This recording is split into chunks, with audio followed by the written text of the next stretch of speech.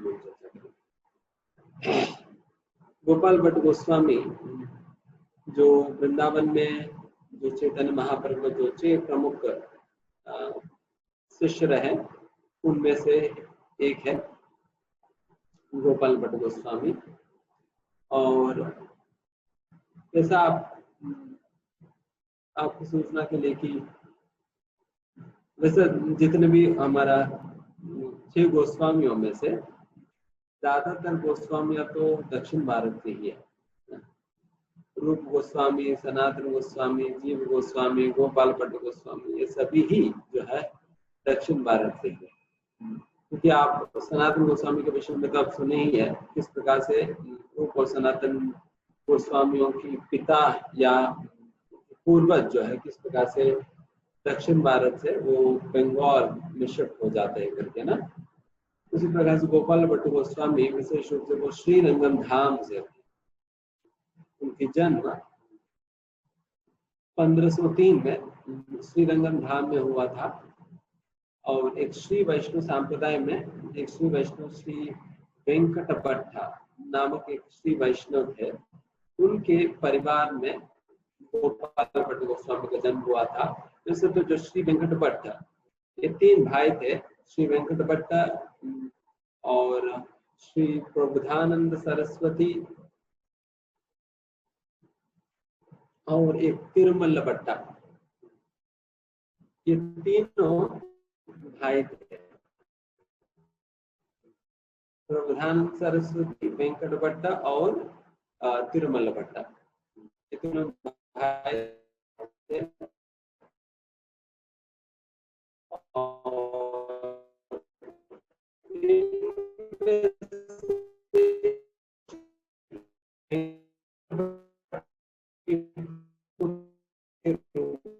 में गोपाल भट्ट गोस्वामी का गुरु भी बनते हैं और प्रबुद्धानंद सरस्वती का ही मार्ग निर्देशन में जो है गोपाल भट्ट गोस्वामी भक्ति शास्त्रों का अध्ययन करते हैं।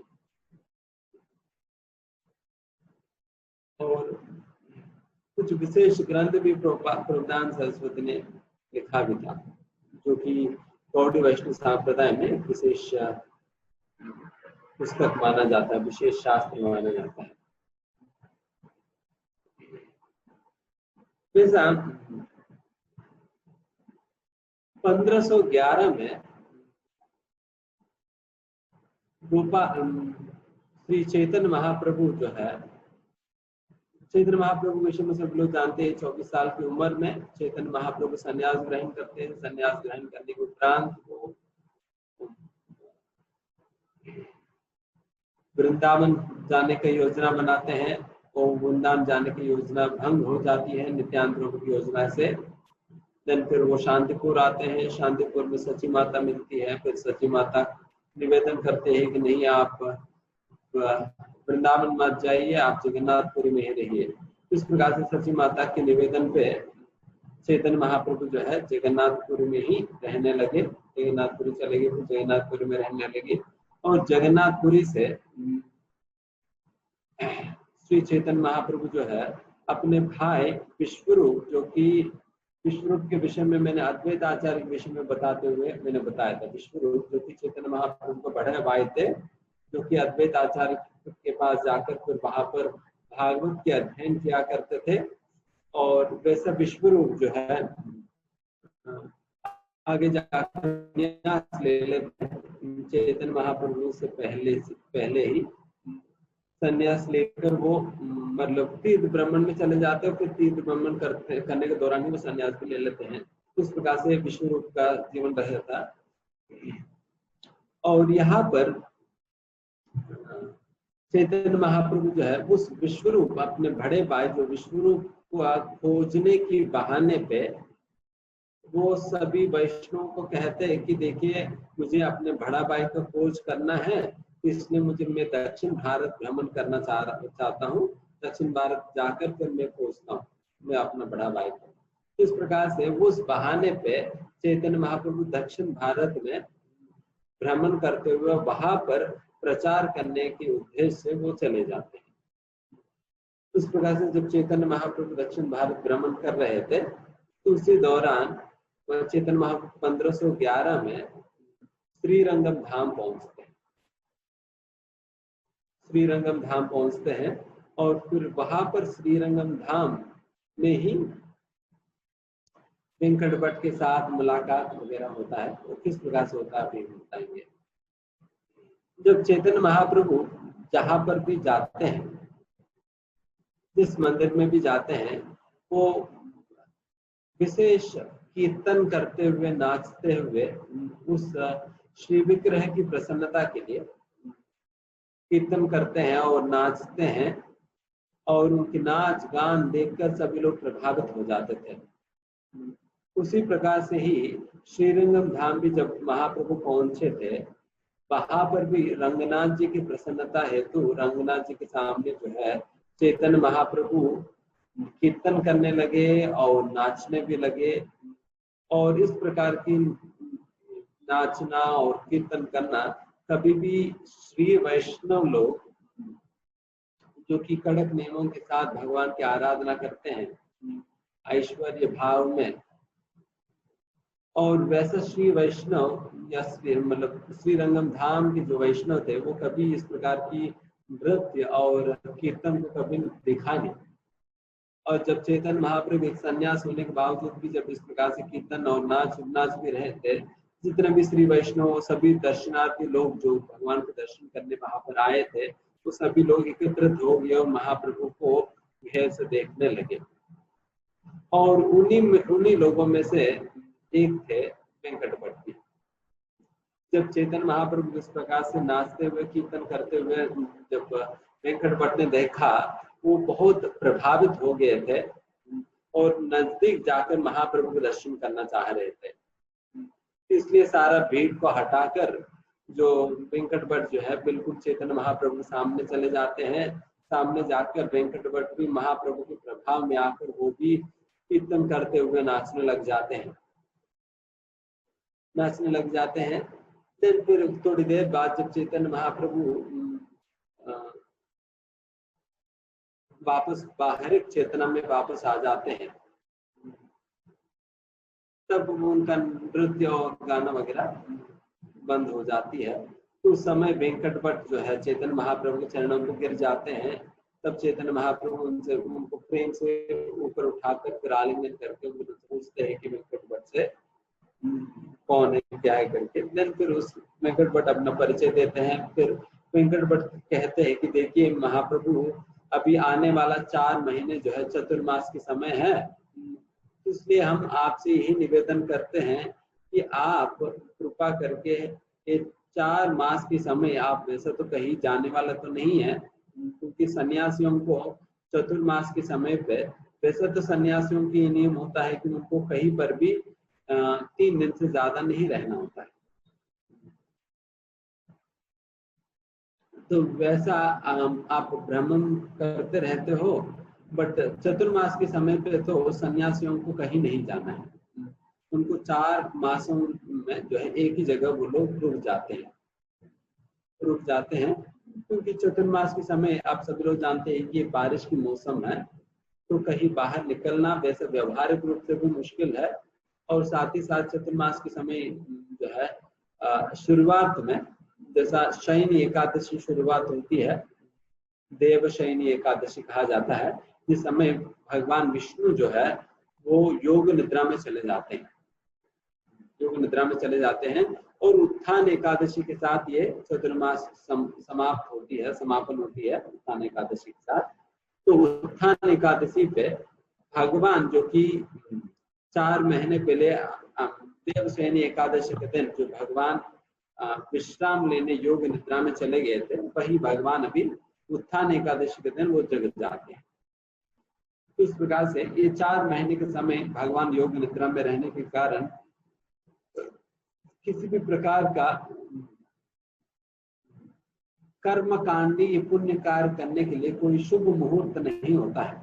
इसलिए शादियां या इस प्रकार से जो भी शुभ कार्य वो सारे बंद है। ये 4 महीने किसी प्रकार का मुहूर्त या शादी वादी तो होता नहीं है, 4 महीने के बाद ही कुछ भी होगा। तो तो ये सारा कुछ इसलिए बंद करा दिया जाता है। ऐसा नहीं कि ये शुभ समय नहीं है, ऐसा तो नहीं है, बल्कि ये सबसे शुभ समय है, क्योंकि इस समय केवल और केवल भक्तिमय कार्य करने के लिए उपयुक्त है। ये 4 महीने की समय जो है भक्तिमय कार्य करने के लिए उपयुक्त है। इसलिए 4 महीने में सभी भक्त लोग जो है अलग अलग प्रकार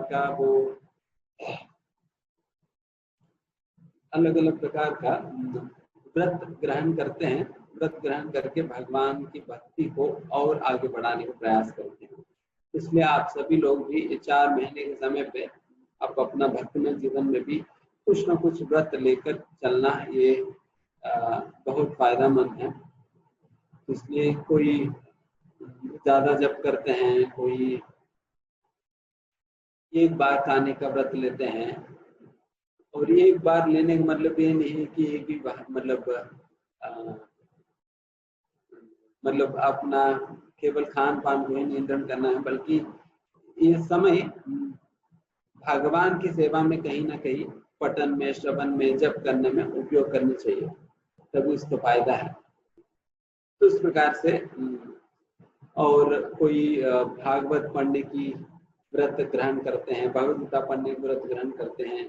ठीक है, मैं ये 4 महीनों में हर दिन में 1 घंटा श्रवण करूंगा, लेक्चर सुनूंगा। मैं अपना माला 4 माला कर रहा हूँ तो 6 माला करूंगा, 16 माला कर रहा हूँ तो 20 करूंगा, 20 कर रहा हूँ तो 25 करूंगा। तो इस प्रकार से कुछ न कुछ व्रत ग्रहण करते हैं। तो वैसे 4 मासों में इस सन्यासी भी एक ही जगह बैठकर फिर वो अपना भजन में और ध्यान में तल्लीन रहते हैं। तो उस प्रकार की स्थिति में चैतन्य महाप्रभु से जब इस प्रकार का निवेदन किया गया था, जब चैतन्य महाप्रभु ने स्वीकारा, चैतन्य महाप्रभु को ठीक है, मैं आपके घर पे मैं आपका इन्विटेशन में स्वीकार करता हूँ और आपके यहाँ पर आकर मैं रुकता हूँ, ठहरता हूँ करके। तो इस प्रकार से महाप्रभु जो है वेंकट भट्ट की घर पे जाकर फिर वहां पर ठहरने का निश्चय किया। और जब वेंकट भट्ट की घर पे जब महाप्रभु पहुंच जाते हैं, और उस समय की प्रथा इस प्रकार से था कि जब भी कोई वरिष्ठ वैष्णव या जब भी कोई अतिथि जब हमारे घर पे आते हैं, उनकी पाद प्रक्षालन किया जाता था। इसलिए वेंकट भट्ट भी अपने सारा परिवार के साथ महाप्रभु की चरणों का प्रक्षालन किया, उनके चरणों को धोया। धोने के उपरांत वो जो भी चरणामृत था वो सभी परिवार वालों ने ग्रहण किया, और सभी लोगों के सिर के ऊपर भी छिड़काया गया था। और सभी परिवार लोगों के साथ साथ ही महाप्रभु का जो चरण को धोया हुआ जल जो है गोपाल भट्ट गोस्वामी को भी ग्रहण करने के लिए मिला था। गोपाल भट्ट गोस्वामी को भी ग्रहण करने के लिए मिला था। जब इस प्रकार से महाप्रभु के चरणामृत ग्रहण करते ही गोपाल भट्ट गोस्वामी में भक्ति के सारे लक्षण प्रकट होने लगी, और उनमें हर प्रकार का मतलब सात्विक विकार को प्रकट होने लगी, और थोड़ी देर में ही मूर्छित गिर पड़े थे। और उस समय गोपाल भट्ट गोस्वामी एक छोटे से बालक थे, केवल 7 साल की उम्र के थे। 7 साल की उम्र के थे। इतने 7 साल की उम्र में इतना छोटा बालक होने के बावजूद भी उनमें इस प्रकार की भक्तिमय लक्षण सारा कुछ प्रकट होने लगी। एंड फिर तब से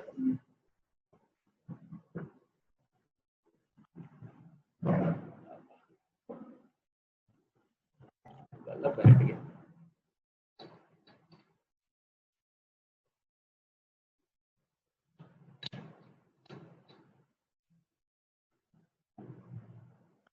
तब से गोपाल भट्ट गोस्वामी जो है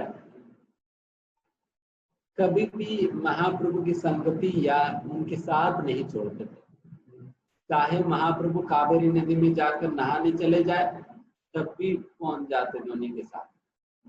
अगर दर्शन करने के लिए मंदिर जाए फिर भी गोपाल भट्ट गोस्वामी साथ होते। अगर कोई और अन्य ब्राह्मण महाप्रभु को अपने घर पे प्रसादन के लिए अगर कोई आमंत्रण दे महाप्रभु के साथ साथ गोपाल भट्ट गोस्वामी भी चले जाते थे। तो इस प्रकार से 4 के 4 महीना पूरा का पूरा जो है गोपाल भट्ट गोस्वामी महाप्रभु के साथ ही रहे थे। तो इस प्रकार से महाप्रभु की संगति बचपन में ही प्राप्त करने का बहुत सुंदर सौभाग्य गोपाल भट्ट गोस्वामी को मिला। बाकी अन्य गोस्वामियों को इतना संगति नहीं मिला जितना संगति गोपाल भट्ट गोस्वामी को मिला था। मतलब जितना समय के हिसाब से देखा जाए उतना समय तो नहीं मिला। वैसे तो रघुनाथ दास गोस्वामी को तो मिला था, क्योंकि कई साल तक महाप्रभु की जो पर्सनल सेक्रेटरी स्वरूप दामोदर थे उनकी सेक्रेटरी बनकर रहने का सौभाग्य रघुनाथ दास गोस्वामी को मिला था। वो भी कई साल तक रहे थे। बट जिस प्रकार की संगति, जो बहुत एक क्लोज संगति, क्योंकि महाप्रभु कई बार गोपाल भट्ट गोस्वामी को, छोटे बच्चे तो थे ही उस समय, तो फिर उन्हें अपने गोद में बिठाते थे, गोद में बिठाकर प्रसाद भी खिलाते थे। किनको ऐसा भाग्य प्राप्त होगा? महाप्रभु की जोटन महाप्रभु स्वयं देना और महाप्रभु अपने गोद में बिठाना, उन्हें कौन से ऐसा भाग्यवान व्यक्ति है जिनको इस प्रकार की सौभाग्य मिल पाती है? उस प्रकार की सौभाग्य केवल गोपाल भट्ट गोस्वामी को इस प्रकार से मिल पाई। महाप्रभु स्वयं बुला बुलाकर उन्हें अपना जोटन दिया करते थे, अपने गोद में बिठाया करते थे, अपने साथ ले जाते थे जहां पर भी वो जाते थे। इस प्रकार के बहुत बहुत सुंदर सौभाग्य गोपाल भट्ट गोस्वामी को प्राप्त हुआ था। और उसी दौरान एक बार, कई बार गोपाल भट्ट गोस्वामी को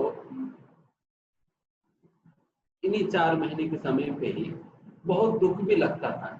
एक मतलब कई बार, मतलब वो कई चीजें सोचा करते थे, उनकी हृदय में जिस प्रकार की बातें या विचार चलता था उसी के अनुकूल जो है उनके अलग अलग प्रकार का भावनाएं प्रकट होती थी बाहर। कभी कभी गोपाल भट्ट गोस्वामी ऐसे भी सोचते थे कि जब ये चैतन्य महाप्रभु स्वयं भगवान है, उनको इस प्रकार से संन्यास आश्रम क्यों ग्रहण करना पड़ा? क्योंकि संन्यास आश्रम में आकर फिर उनको अपना अपने पत्नी माता सभी लोगों को छोड़कर आना पड़ा, और कितने कितने कठिन नियमों को पालन करना पड़ता है संन्यास लेने के बाद। तो इस प्रकार से भगवान अपने ऊपर इतना कठिनाइयों को क्यों ग्रहण किया, क्यों लिया है, और महाप्रभु को इतना कष्ट हो रहे हैं। क्योंकि महाप्रभु जब इस प्रकार की तपस्या करते हुए देखकर गोपाल भट्ट गोस्वामी बहुत दुख लगता था।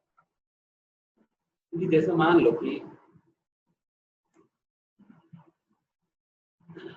आप किसी से प्रेम करते हो, अगर जिनसे आप प्रेम करते हो वो तपस्या करते हुए आपको दिखाई देंगे तो आपको बहुत कष्ट लगता है ना, बहुत कष्ट लगता है।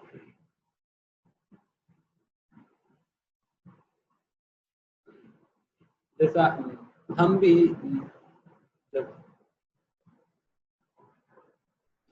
जब हम घर जाते हैं तो हमें बहुत मुश्किल पड़ जाता है एकादशी करना, क्योंकि वहां पर अगर माँ के सामने कुछ खाए हुए वहां वैसे बैठेंगे तो फिर डांट पड़ेगी, या नहीं तो फिर बहुत गुस्सा हो जाएगी, या फिर बहुत परेशान हो जाएगी, है ना। फिर उनके सामने तो फिर कुछ ना कुछ खाना ही पड़ेगा, तो जब तक नहीं खाएंगे तब तक फिर बहुत परेशान हो जाएगी। तो ये इस प्रकार से खुशी ये होता है बिकॉज उस प्रकार की कंसर्न है, प्रेम है। फिर लगता है कि अच्छा ये इतना तपस्या करेगा तो ये क्या हो जाएगी, इनका स्वास्थ्य खराब हो जाएगी, ऐसा हो जाएगी, वैसा हो जाएगी, है ना।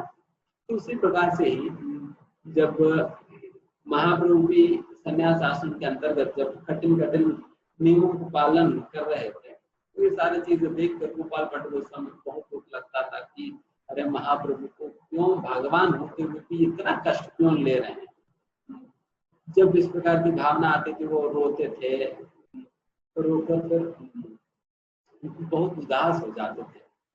इसी प्रकार से जब उनकी इसी प्रकार के एक बार बहुत दुख लग रहा था, एक दिन उन्होंने क्या किया, भागकर महाप्रभु के चरणों पे जाकर गिर गए, महाप्रभु के चरणों पे गिर गए। और फिर महाप्रभु फिर थोड़ी देर बाद गोपाल भट्ट गोस्वामी जो है अपने मुंह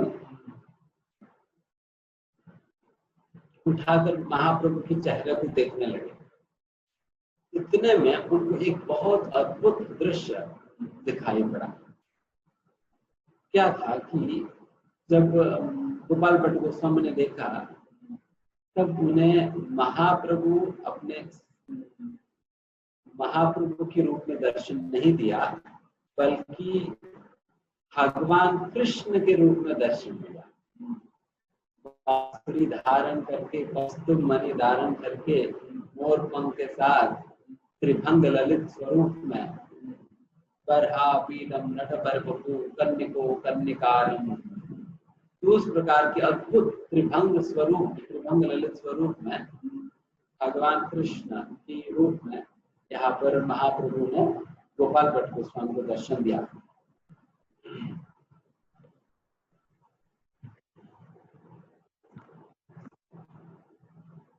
गोपाल भट्ट गोस्वामी को दर्शन दिया। गोपाल भट्ट गोस्वामी दर्शन देने के उपरांत फिर थोड़ी देर इसी प्रकार का दर्शन रहा। और फिर यही दर्शन क्या हुआ कि क्योंकि गोपाल भट्ट गोस्वामी का हमेशा इस प्रकार का ही चिंतन था ना, अरे महाप्रभु क्यों इस प्रकार से संन्यास लिया, क्यों इतना कष्ट ले रहे हैं करके ना। तो महाप्रभु फिर क्या किया कि उनको निमाय पंडित का दर्शन दिया, जो कि संन्यास लेने के पहले जो निमाय पंडित था ना महाप्रभु, उस निमाय पंडित रूप का दर्शन दिया, जो कि पूरा बाल के साथ बहुत सुंदर वस्त्र पहनकर, दोनों हाथ ऊपर उठाकर, जिस प्रकार के हम गौर निताय के दर्शन करते हैं, उसी निमाय के ही रूप। जब हम गौर निताय का पूजा करते हैं, हम निमाय पंडित के रूप में उनका दर्शन, उनका पूजा करते हैं। नवद्वीप वाले निमाय पंडित। इस प्रकार से कृष्ण की जब पूजा करते हैं, कृष्ण को हम किशोर अवस्था में उनको पूजा करते हैं राधा रानी के साथ। ये गौड़ी वैष्णव था। क्योंकि पुष्टि मार्ग में बाल कृष्ण की पूजा किया जाता है, बाल कृष्ण की पूजा किया जाता है पुष्टि मार्ग में, जो कि वल्लभ संप्रदाय में आपको कहा अपने नाथ द्वारा में देख सकते हैं। वही गौड़ी वैष्णव संप्रदाय में हम किशोर अवस्था में भगवान की पूजा करते हैं। इसलिए हम लड्डू गोपाल की पूजा नहीं करते, बल्कि गौर निताय की पूजा करते हैं। गौर निताय का या राधा कृष्ण की पूजा करते हैं। और इसी प्रकार से यहाँ पर जब महाप्रभु की पूजा करने की बात आता है, तब हम निमाय पंडित की पूजा करते हैं, जो कि नवद्वीप धाम से है, ना कि जगन्नाथपुरी वाले सन्यासी वेश में महाप्रभु की पूजा नहीं करते। तो इस प्रकार की निमाय पंडित के रूप में महाप्रभु ने दर्शन दिया। और फिर थोड़ी देर इस प्रकार के रूप का दर्शन हुआ। फिर थोड़ी देर बाद ऐसा हुआ कि यही रूप संन्यास रूप में फिर परिवर्तित हुआ। तो पहले कृष्ण के रूप, फिर उसके बाद निमाय पंडित का रूप, फिर उसके बाद वापस चैतन्य महाप्रभु संन्यास वाला रूप जो है। इन तीनों रूपों का दर्शन प्राप्त हुआ गोपाल भट्ट गोस्वामी को। इस प्रकार के सुंदर सौभाग्य गोपाल भट्ट गोस्वामी बचपन में ही प्राप्त कर पाए थे। और इस प्रकार से कई महीने तक, 4 महीने तक महाप्रभु जो है अपने वेंकटपट घर पे ही रहे थे। और इन 4 महीनों में वेंकटपट के साथ, प्रधान सरस्वती के साथ और तिरुमल भट्ट के साथ जो है महाप्रभु बहुत अद्भुत अद्भुत भगवान की लीलाओं के विषय में और तत्वों के विषय में चर्चा करते थे। और इस प्रकार के तत्व की चर्चा करने के दौरान ही एक विशेष चर्चा हुआ वेंकट भट्ट और महाप्रभु के बीच में, जो जिसके विषय में चेतन चरितामृत के अंतर्गत बहुत सुंदर रूप से उल्लेखन है उसका, उस चर्चा का। उसी चर्चा के दौरान जो है, उसी चर्चा के अंत में, जो कि वेंकट भट्ट जो कि श्री वैष्णव थे, श्री वैष्णव संप्रदाय के अंतर्गत नारायण को ही परम माना जाता है, नारायण को ही आदि माना जाता है, और नारायण के अवतार के रूप में कृष्ण को माना जाता है। और इस वार्तालाप के बाद में वही वेंकट भट्ट जो कि श्री वैष्णव थे और नारायण को परम मानते थे, वही इसके बाद कृष्ण को परम मानने लगे। उस प्रकार के प्रमाण महाप्रभु दिखाए थे, और उन्हीं प्रमाणों के आधार पर जो है ये वेंकट भट्ट अभी तब से लेकर भगवान कृष्ण को ही परम मानने लगे और नारायण के स्थान को समझने लगे। और तब से ये सभी ही लोग, प्रभुदानंद सरस्वती, वेंकट भट्ट और तिरुमल भट्ट, ये तीनों ही महाप्रभु की जाने के उपरांत जो है वो सभी गौड़ी वैष्णव बन गए थे। और जब महाप्रभु 4 महीने के उपरांत जब जा रहे थे, उस समय महाप्रभु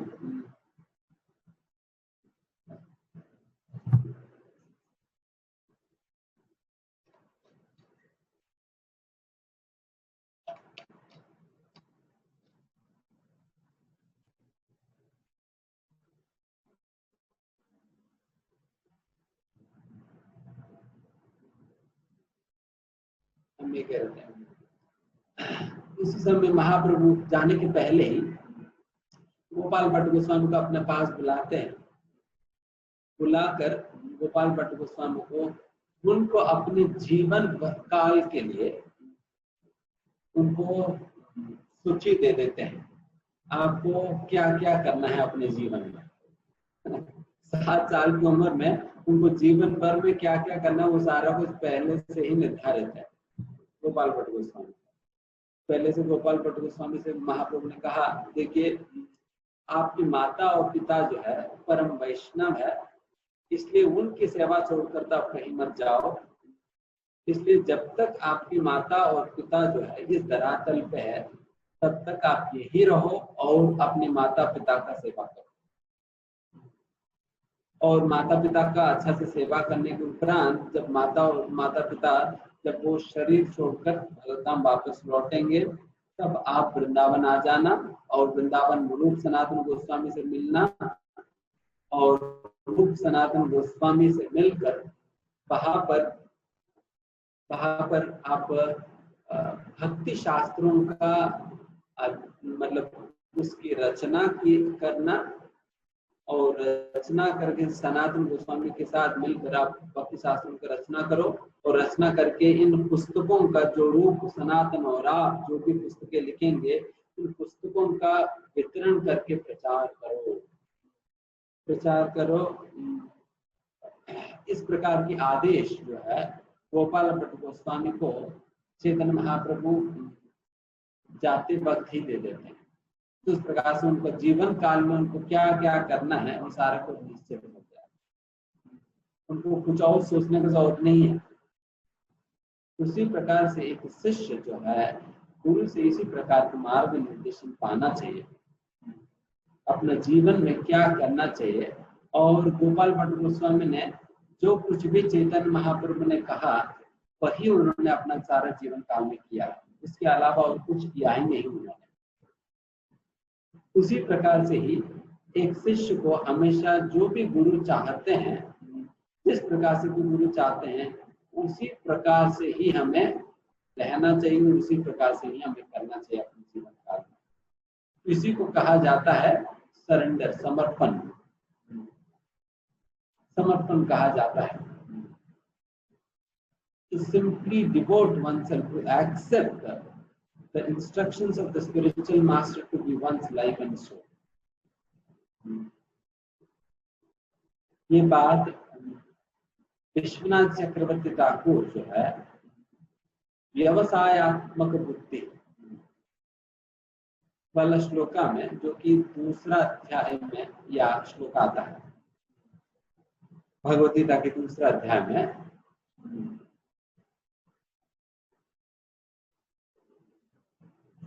व्यवसायत्मक बुद्धि एके है कुरुनंदना।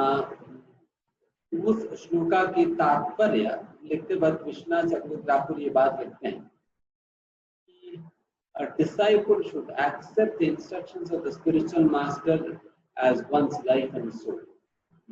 अपने प्राण और आत्मा के समान गुरु की आज्ञाओं को स्वीकार करनी चाहिए। और यही वाक्य पढ़कर श्रील प्रभुपाद जी में एक ऐसा समर्पण की भाव आने लगी कि फिर उनको निश्चय किया कि मुझे अपने जीवन को अपने गुरु भक्तिसिद्धांत सरस्वती महाराज की सेवा में पूर्ण रूप से अर्पण कर देनी चाहिए। तब से जो है श्रील प्रभुपाद जी अपना बिजनेस को या अपना भौतिक जीवन को वाइंड अप करना शुरू किए। थे एग्जैक्टली जिस प्रकार की प्रभाव श्रील प्रभुपाद जी की विचारों में या उनके जीवन में पड़ी थी, इस प्रकार की आचार्यों के तात्पर्य वगैरह पढ़ते एग्जैक्टली उसी प्रकार का प्रभाव ही हमारे हृदय में पड़ना चाहिए जब भी हम सुनते हैं या जब भी हम पढ़ते हैं। जिस प्रकार के संकल्प प्रभुपाद जी ने लिया, उसी प्रकार की संकल्प लेने की भावना हमारे हृदय में आनी चाहिए जब भी हम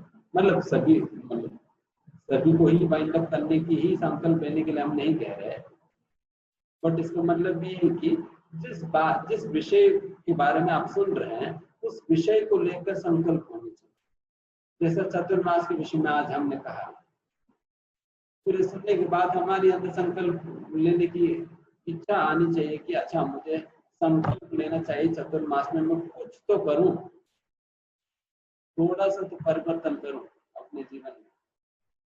जैसा कई लोग ऐसा भी परिवर्तन करते, जैसे उदाहरण के लिए किसी ने प्रसारण के विषय में सुना तो वो अपने संकल्प ऐसा लेगा कि ठीक है मैं बाहर का बनाया हुआ चीज कुछ भी मैं नहीं लूंगा। कई बार हम क्या करते हैं, अपना हल्दीराम में जाते हैं, कुछ अच्छा आइटम सुन लेते हैं, घर लाकर भगवान को भोग लगा देते हैं, भगवान को भोग लगा खा लेते हैं। भगवान को खाने की इच्छा नहीं था, बट आपको खाने की इच्छा था, बट बीच में थोड़ा प्रोटोकॉल रह गया था। प्रोटोकॉल को पालन करने के लिए भगवान के सामने थोड़ी देर रख दिया और ले लिया और मजा लिया। तो वैसा नहीं होना चाहिए। रादर हमें कुछ भी खाने की इच्छा है, देन पहले सीखो बनाना, तो बनाओ, बनाने के बाद भगवान को भोग लगाओ, भोग लगाने के बाद भक्तों को बांटो,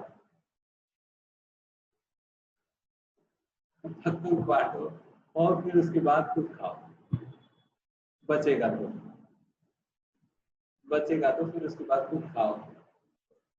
जब कोई इस प्रकार से करेगा, देन उनका जो भोग की लालसा थी, जिसकी वजह से उनके अंदर खाने की इस प्रकार की इच्छा होती, वो इच्छा खत्म हो जाएगी।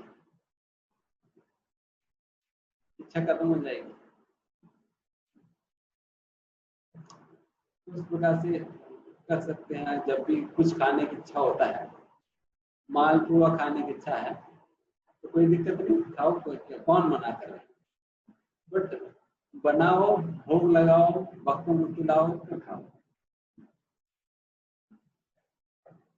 आसान तरीका है,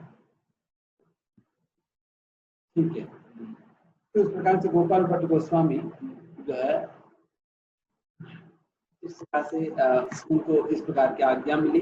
फिर उसके उपरांत महाप्रभु वहां से निकलने लगे।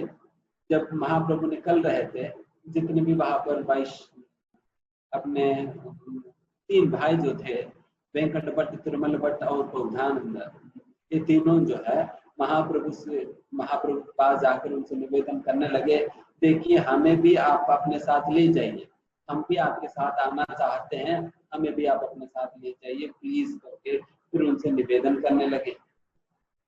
तो महाप्रभु ने कहा, देखिए आप मेरे साथ मत आना, आप यही रुक जाओ और यही रुककर आप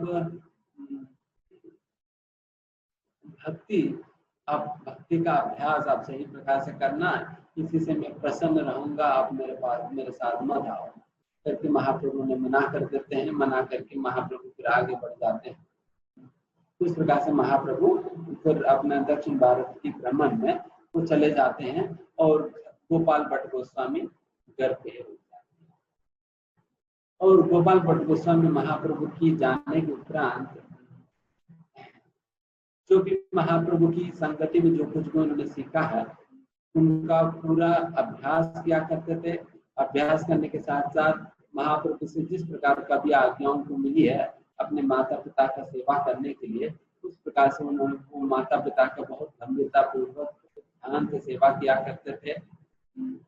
और इस प्रकार से कई साल बीत गया। कई साल बीतने के उपरांत एक दिन जब ये गोपाल भट्ट गोस्वामी के माता पिता बहुत वृद्ध हो जाते हैं, वृद्ध होने पे गोपाल भट्ट गोस्वामी को अपने पास बुलाते हैं।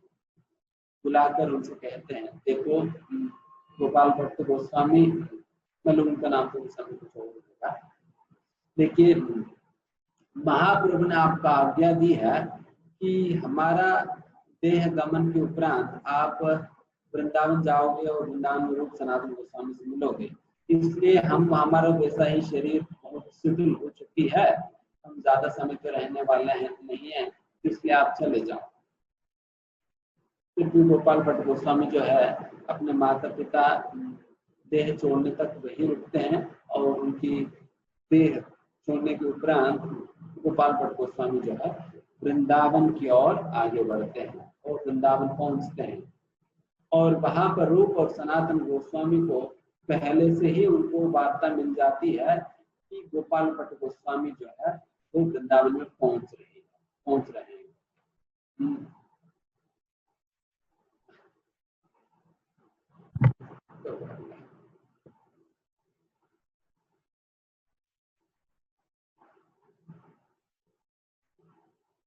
पहुंच रहे करके उनको इंफॉर्मेशन मिल जाता है।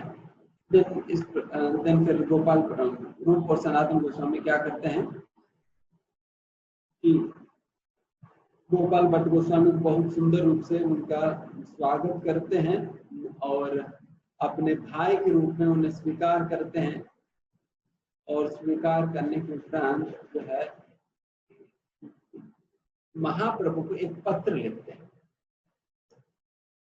लिखते हैं और उसी पत्र में गोपाल भट्ट गोस्वामी इस प्रकार से वृंदावन पहुंच गया और उनको इस प्रकार से स्वागत किया गया है, फिर इस प्रकार से उनको सेवा में लगाए गए हैं, शास्त्रों की रचना करने की सेवा में, फिर इस प्रकार की इंफॉर्मेशन जो है पास करते हुए महाप्रभु को रूप और सनातन गोस्वामी पत्र लिखकर महाप्रभु को भेज देते हैं। और वहां पर महाप्रभु दक्षिण भारत यात्रा से पहुंचने के उपरांत जो है महाप्रभु बहुत एक बार थोड़ा सा विचलित होते हैं कि गोपाल भट्ट गोस्वामी क्या अभी भी वो घर पे ही है या पहुंच गए या क्या हुआ, उनके विषय में कोई समाचार ही नहीं है करके थोड़ा सा डिस्टर्ब थे महाप्रभु। उसी संदर्भ में महाप्रभु गदाधर पंडित की निवास स्थान पर जाते हैं। गदाधर पंडित की निवास स्थान सभी लोग को याद है या नहीं? गदाधर पंडित के विषय में हम लोग चर्चा किए थे। किसी को याद है तो चैट बॉक्स में लिखिए। जगन्नाथपुरी में गदाधर पंडित की निवास स्थान,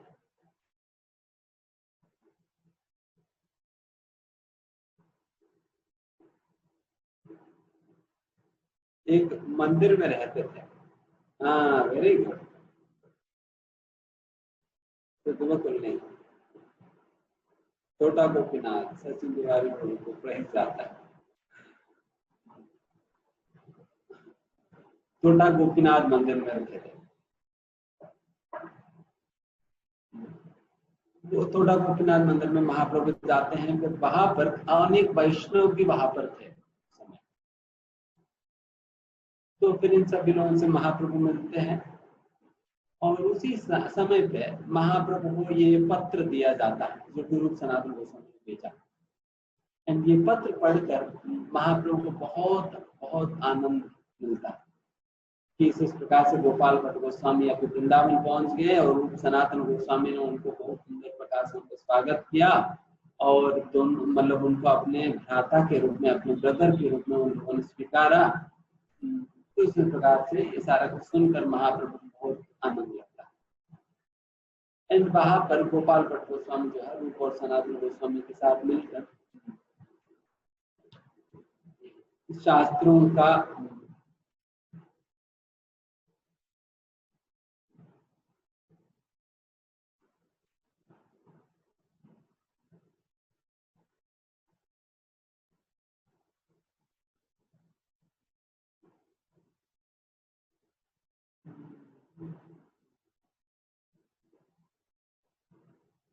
अच्छा ये बात हम बताना भूल गए, जब महाप्रभु बहुत प्रसन्न होते हैं ना, प्रसन्न होने पे महाप्रभु तुरंत ही अपना प्रसाद जो है वो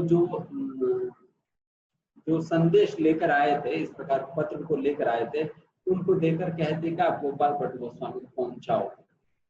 तो प्रसाद देते हैं, प्रसाद के साथ साथ एक कौपीन देते हैं, महाप्रभु अपना स्वयं की कौपीन देते हैं और एक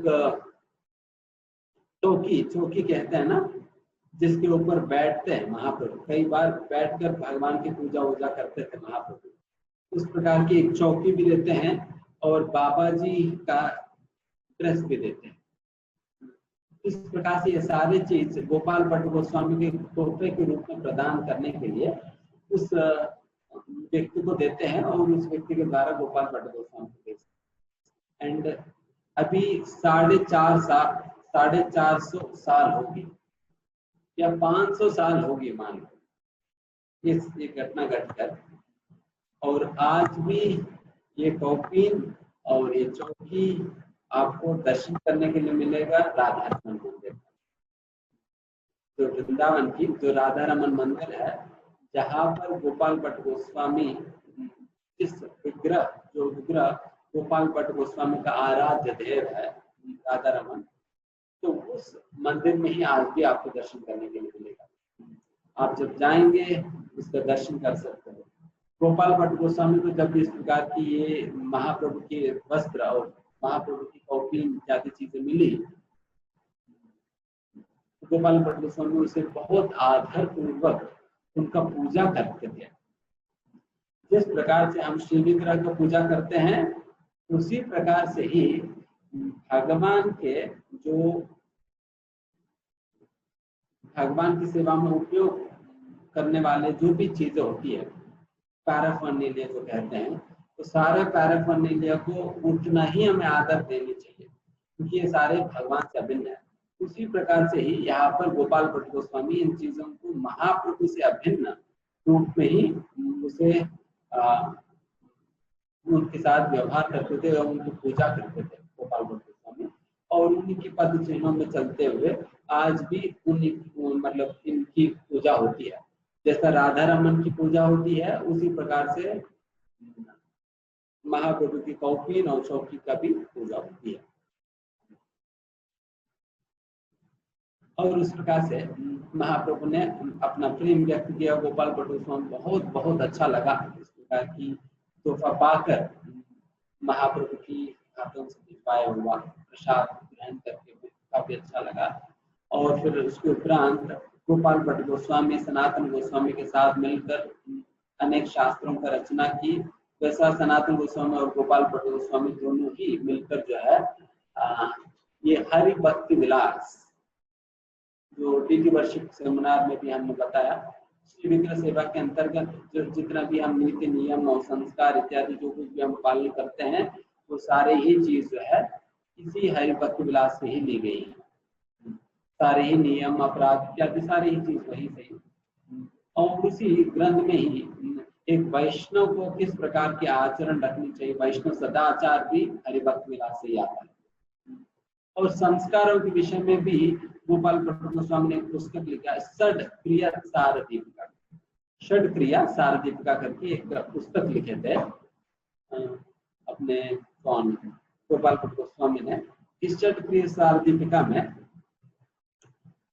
एक गौड़ी वैष्णव को जो 10 प्रकार के संस्कार जो अपने 16 प्रकार के जो संस्कार उनको अपने जीवन में पालन करना होता है।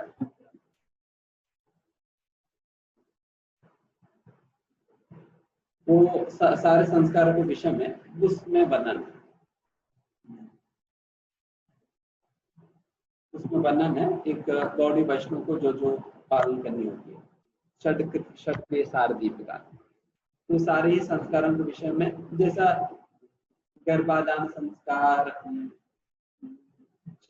जात संस्कार, नामकरण संस्कार, उपनयन संस्कार, अक्षराभ्यास, अन्नप्राशन, और उसी प्रकार से ये सारे संस्कार हैं। और सारे संस्कारों के विषय में गोपाल भट्ट गोस्वामी ने ही लिखा है, और उनके अनुसार ही आज में हम संस्कार करते हैं। आप देख सकते हैं कि गोपाल भट्ट गोस्वामी स्वयं तो एक श्री वैष्णव संप्रदाय से थे, मतलब उनका बचपन वगैरह श्री वैष्णव संप्रदाय में ही बीता था। तो उसके कारण उन्होंने ही इन सारे यज्ञ और ये सारे जितने भी होम संस्कार इत्यादि चीजें जो कि हम गौड़ वैष्णवता में देखते हैं, वो सारी चीज उन्होंने रचना किया है। इसलिए वो स्त्री वैष्णव संप्रदाय और गौड़ी वैष्णव संप्रदाय में काफी सिमिलरिटी पाया जाता है। इसका यही कारण है कि गोपाल भट्ट गोस्वामी ने ही रचना किया, जिन्होंने पहले श्री वैष्णव संप्रदाय से काफी सिमिलरिटी है। तो फिर आगे जाकर गोपाल भट्ट गोस्वामी जो है शास्त्रों की रचना भी करते हैं, और बीच में जो है गोपाल भट्ट गोस्वामी एक तीर्थ भ्रमण करने हेतु तीर्थ यात्रा में जाते हैं। तीर्थ यात्रा करने के दौरान वो एक ब्राह्मण से मिलते हैं।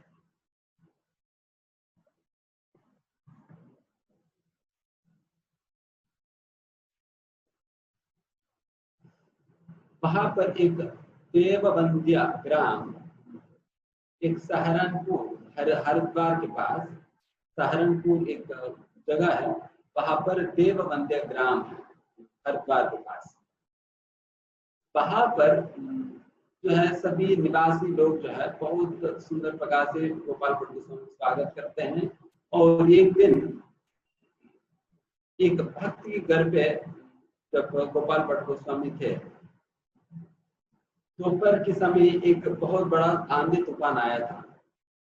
उस समय गोपाल भट्ट गोस्वामी जो है एक ब्राह्मण का घर पे उन्होंने आश्रय लिया, जो कि स्वयं भी एक बहुत विशेष भक्त थे भगवान कृष्ण के। और उन्होंने गोपाल भट्ट गोस्वामी का सारा ख्याल रखा, उनका सारा जरूरतों का सारा पूर्ण किया, और गोपाल भट्ट गोस्वामी उनसे बहुत प्रसन्न थे। और उस ब्राह्मण को कोई पुत्र था नहीं, तब गोपाल भट्ट गोस्वामी ने उनका आशीर्वाद दिया कि आपको एक संतान हो जो कि भगवान कृष्ण के बहुत सुंदर और महान भक्त बने हुए थे। उस ब्राह्मण ने गोपाल भट्ट गोस्वामी से कहा, मेरा संतान जो भी होंगे उनमें से सबसे प्रथम पुत्र को मैं आपको कृष्ण की सेवा करने हेतु मैं दे दूंगा। अभी तो कोई संतान तो है ही नहीं। उनके ऐसा विश्वास है कि गोपाल भट्ट गोस्वामी के आशीर्वाद से मुझे संतान प्राप्त होगी, एक भी नहीं अनेक संतान प्राप्त होगी, और फिर पहला संतान जो है मैं गोपाल भट्ट गोस्वामी को ही मैं निवेदन करूंगा। इस प्रकार से जो कि गृहस्थ आश्रम में है, प्रभुपाद जी शुरुआत में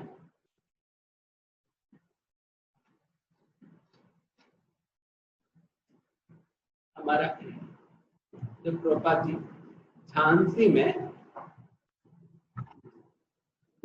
झांसी में वो प्रचार किया करते थे, वहां पर प्रभुपाद जी ऐसा करते थे कि घर घर जाते थे, घर जाकर कौन सा भीख मांगते थे, ना पैसा का ना धन का ना कुछ, ये भीख मांगते थे, देखो कि आपका 2-3 संतान होंगे तो मुझे एक दे दो। मुझे एक दे दो, मुझे प्रचार करने के लिए मुझे कोई चाहिए करके, मुझे प्रचार करने के लिए मुझे कोई चाहिए, तो मुझे एक बच्चे को दे दो, मैं उन्हें बहुत सुंदर भक्त बनाऊंगा, फिर उनके माध्यम से मैं कृष्ण भावनामृत के प्रचार करूंगा। इस प्रकार की भीख मांगते थे।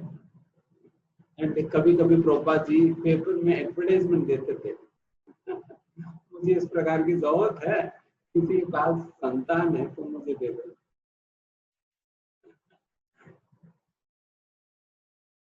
तो इस प्रकार से गृहस्थों को संतान उत्पत्ति करना चाहिए और संतान में प्रयास करनी चाहिए कि भगवान की सेवा में उस संतान को भगवान की सेवा में योगदान दे। हम खुद तो ब्रह्मचारी नहीं बन पाए, या न सन्यासी बन पाए, या न भगवान की सेवा में पूर्ण रूप से समर्पित तो नहीं कर पाए, तो फिर कम से कम हम अपने संतान को तो इस प्रकार से भगवान की सेवा में तो दे सकते हैं। इस प्रकार से हमारे इस्कॉन में भी कई ऐसे गृहस्थ है जो कि शादी के वक्त ही वो लोग इस प्रकार के निर्णय लेते हैं कि हमारा जो भी संतान होंगे उनमें से एक को हम भगवान की सेवा में समर्पित करेंगे, भगवान की सेवा में समर्पित करेंगे। तो इस प्रकार से ही हम अपना जो भी फैमिली प्लानिंग इत्यादि चीजें करनी चाहिए, ताकि भगवान की सेवा भी उस माध्यम से हो सके। उसी प्रकार से ही we should cultivate the children, cultivate those children। उसी प्रकार से हम उनका संरक्षण या पालन पोषण करनी चाहिए, ताकि वो आगे जाकर इस प्रकार से भगवान की सेवा बन पाए। नहीं तो देखिए, मतलब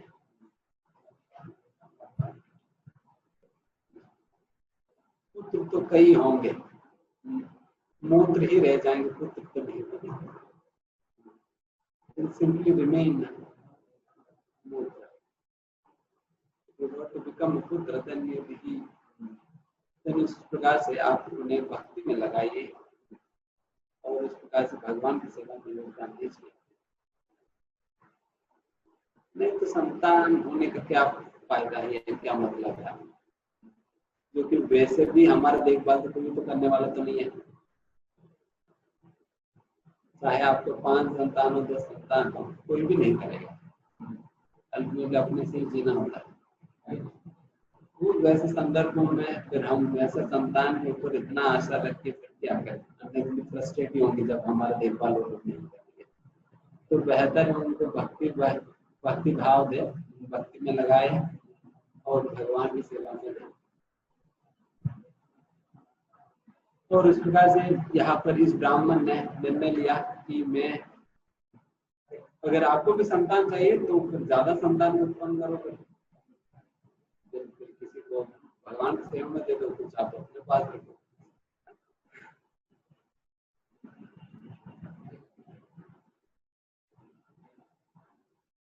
तो इस प्रकार से उस ब्राह्मण ने संकल्प लिया।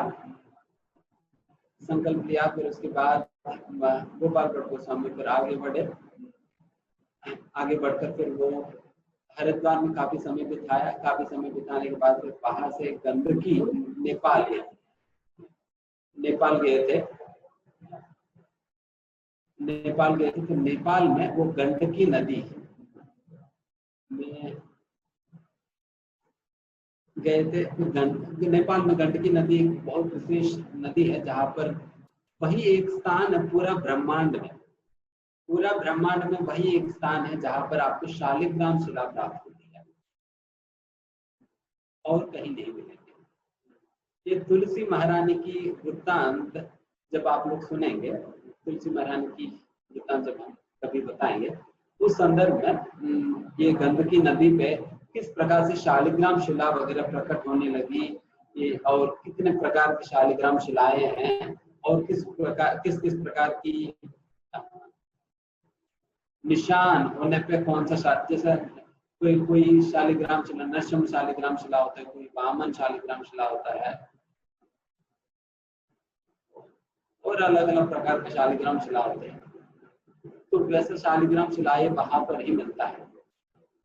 और वहां पर एक कीड़े, विशेष कीड़ा होती है जो कि शिलाओं को खा जाती है, शिलाओं को खा जाती है। और वो कीड़ा ही जो है इस शिलाओं के ऊपर इस प्रकार की आकार वगैरह बनाती है, जिस आकार से हम किसी शिला को नशीली शालिग्राम शिला के रूप में, किसी शिला को कोई और अन्य शालिग्राम शिला के रूप में पहचानते हैं। तो वैसे शालिग्राम शिला जो है यहाँ से हमें प्राप्त होती है गंडकी नदी से। और वैसा गंडकी नदी से प्राप्त होने के उपरांत जो है, जब गंडकी नदी में जब गोपाल भट्ट गोस्वामी नहाने गए थे, एक मिनट है,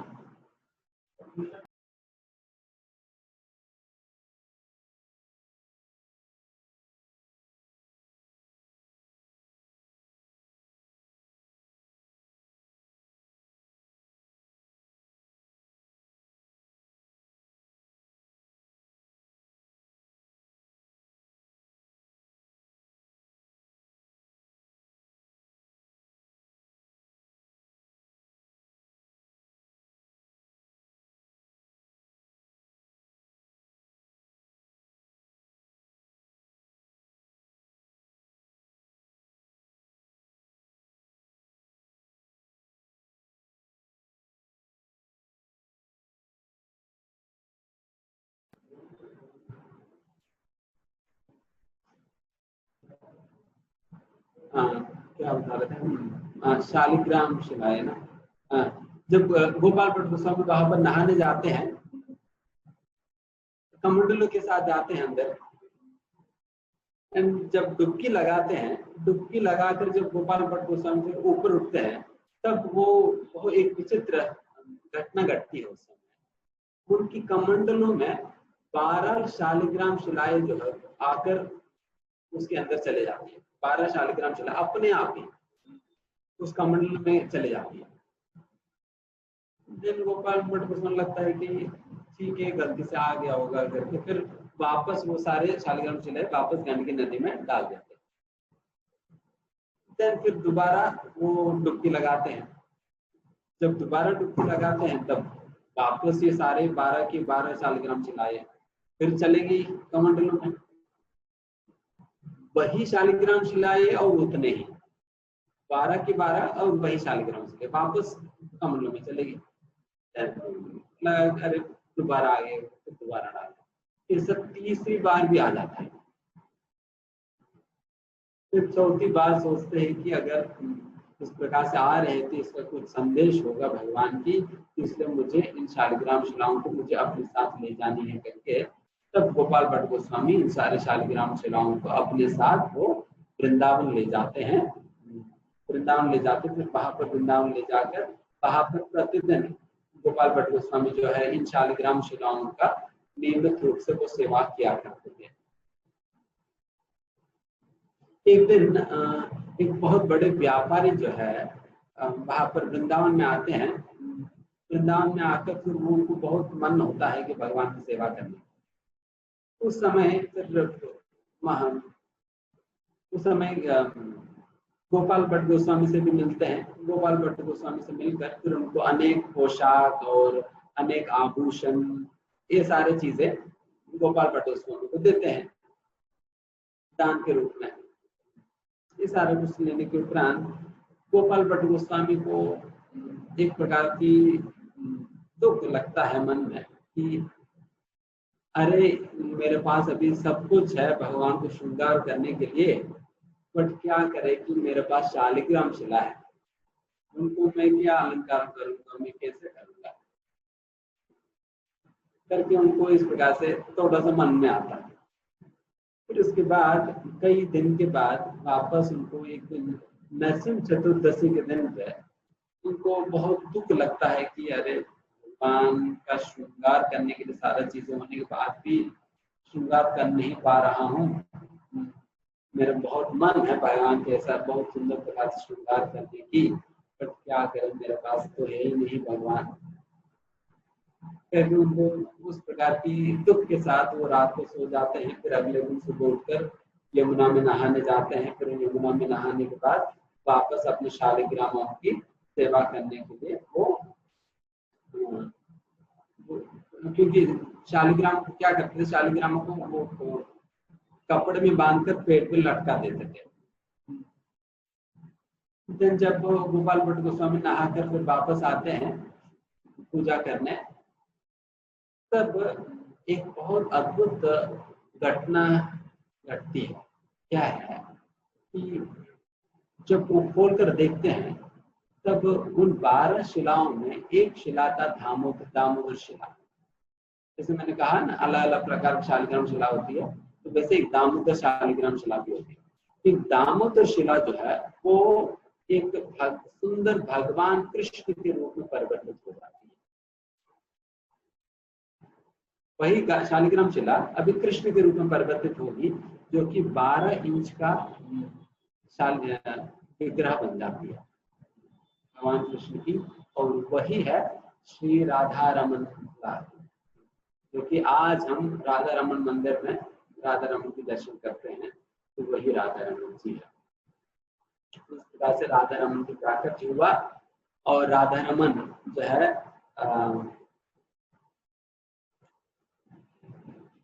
ब्रज में बहुत विख्यात है। राधा रमन खास करके प्रभुपाद जी कहा करते थे, राधा रमन में जो भी श्री विग्रह पूजा जो है बहुत कड़क रूप से किया जाता है, सारे नियमों का पालन करते हुए। इसलिए प्रभुपाद जी कहा करते थे कि अगर श्री विग्रह पूजा आप लोगों को सीखना है तो मतलब श्री विग्रह पूजा जो है राधा मन मंदिर में बहुत अद्भुत प्रकार से चलता है, वहां से हमें उदाहरण लेनी चाहिए, क्योंकि महाप्रभु अपने शिष्यों को कहा करते थे इस प्रकार से। और राधा रमन मंदिर में जिस जिस आग पे खाना पकाया जाता है ना, वो आग जो है 450 साल पहले की आग है। तब से लेकर आज तक वो जली रही है, तब से लेकर आज तक वो जल रही है। तो वो उसी आग से ही वो लोग खाना बनाते हैं, उसी आग से ही वो लोग खाना बनाते हैं आज भी। और उस वहां पर किसी को भी प्रवेश करना इत्यादि चीजें बिल्कुल मना है। और जो मैं ब्राह्मण के विषय में कहा था ना, जिन ब्राह्मण से मिलते हैं गोपाल भट्ट गोस्वामी, वो मतलब ऐसा वचन देते हैं कि मैं अपना पुत्र को मैं देता हूं करके। तो कुछ साल के बाद एक ब्राह्मण जो है गोपीनाथ करके एक ब्राह्मण गोपाल भट्ट गोस्वामी के पास आते हैं। फिर वो कहते हैं, देखिए इस प्रकार से ब्राह्मण ने एक दिन आपको वचन दिया है, तो उन्हीं के संतान के रूप में मैं प्रकट हुआ हूँ, गोपीनाथ है मेरा नाम, और मुझे आपकी सेवा में मेरे पिताजी ने भेजा। मतलब उस समय रॉयल्टी कितना होता था आप देखिए, इतने सालों के बाद उस समय पुत्र था ही नहीं। अभी पुत्र पैदा हुआ और बड़े होंगे तब भी उनको अपने द्वारा दिया हुआ वचन याद। हम अभी बोलकर अगले क्षण में भूल जाते हैं। अभी तो ऐसा बोल देते हैं कि आज हम सच में करने ही वाले हैं, बट अगले क्षण पूछा जाए प्रभु जी क्या अगर उनको हमसे हो नहीं पाया, हम तो प्रयास तो किए थे चतुर्मास में करने की, बट हम कर नहीं पाया करके फिर छोड़ देते हैं। तो यहाँ पर ये बालक तब से यही गोपीनाथ जो होते हैं, गोपीनाथ पुजारी, इसी गोपीनाथ पुजारी का ही वंशज है आज तो राधा रमन लाल का सेवा कर रहे हैं। और उन्हीं के वंश में मतलब अलग बहुत फैमिलीज हो गया, सारे फैमिलीज को एक फैमिली को टर्न मिलता है, एक हफ्ते के लिए 10 दिन के लिए सब कुछ टर्न मिलता है। और उस समय पे वो लोग अपने जहाँ पर भी वो लोग नौकरी वगैरह कर रहे हैं वहां से आकर फिर भगवान की सेवा करते हैं 1 हफ्ते 10 दिन, फिर वो वापस चले जाते हैं। पूरा साल में उनको उतना ही समय मिलता है। तो वैसा आज भी राधा रमन जी की सेवा चल रही है। उस प्रकार से गोपाल भट्ट गोस्वामी अनेक शास्त्रों का अध्ययन किया और या रचना भी किया। और गोपाल भट्ट गोस्वामी का जो पहचान है, मतलब वो श्री कवि कर्णपुर ना एक पुस्तक लिखे है, श्री कवि कर्णपुर जो है गौर गणोदेश दीपिका करके। इस गौर गणोदेश दीपिका में अलग अलग आचार्य ब्रज लीला में कौन है, जैसे रूप गोस्वामी ब्रज लीला में कौन है, सनातन गोस्वामी ब्रज लीला में कौन है, गोपाल भट्ट गोस्वामी ब्रज लीला में कौन है, इस प्रकार से सारा वर्णन इस पुस्तक के अंदर श्री कवि कर्णपुर लिखते हैं। और उन्होंने गोपाल भट्ट गोस्वामी के विषय में लिखा, ये गोपाल भट्ट गोस्वामी जो है ये अनंग मंजरी है।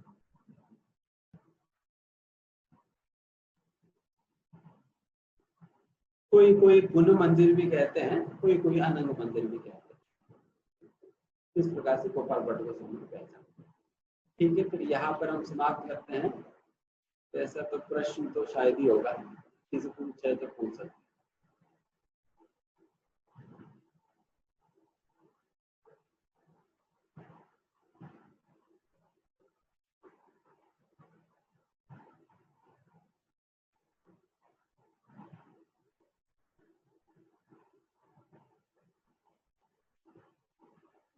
काली गंडकी नदी में एकादशी को स्नान करने से कृष्ण का प्रेम मिल जाता है।